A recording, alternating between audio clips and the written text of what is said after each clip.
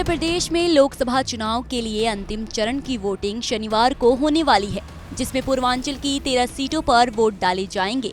इस चरण में पीएम मोदी की सीट वाराणसी में भी शामिल है, तो वहीं एक साथ 3 केंद्रीय मंत्रियों की साख दांव पर लगी है। 7वें और अंतिम चरण के दौरान मोदी कैबिनेट के 3 मंत्रियों की किस्मत ईवीएम में कैद हो जाएगी। आखिरी चरण में यूपी की महाराजगंज, गोरखपुर, वाराणसी, कुशीनगर, देवरिया, बलिया, घोसी, गाजीपुर, बांसगांव, सलेमपुर, चंदौली, मिर्जापुर और रोबर्ट्सगंज सीट पर वोट डाले जाएंगे।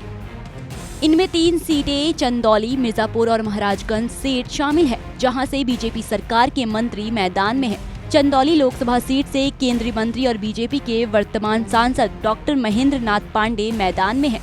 इसके अलावा बीजेपी की सहयोगी अपना दल एस की प्रमुख और केंद्रीय मंत्री अनुप्रिया पटेल मिर्जापुर से इस बार फिर चुनाव लड़ रही हैं।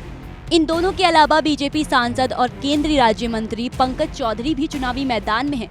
वो यूपी की महाराजगंज सीट से सांसद है और फिर इसी सीट से चुनाव लड़ रहे हैं। इसी के साथ पीएम की वाराणसी सीट, जहां से पीएम मोदी का जीतना तो तय है, पर बीजेपी कितने मार्जिन से जीतती है ये देखने वाली बात है, क्योंकि वाराणसी सीट से बीजेपी ने इस बार 5 लाख से ज्यादा मतों से पीएम को जिताने का लक्ष्य रखा है। लेकिन वाराणसी के अलावा तीनों सीट चंदौली, मिर्जापुर और महाराजगंज में लड़ाई जबरदस्त होने की संभावना है, क्योंकि बीते लोकसभा चुनाव में चंदौली महाराजगंज सीट से बीजेपी बहुत कम अंतर के वोटों से जीती थी।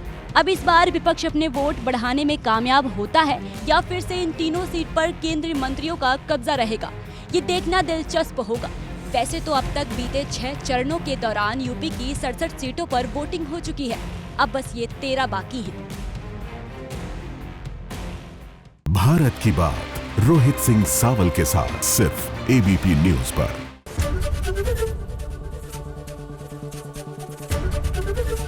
एबीपी गंगा, खबर आपकी, जुबान आपकी।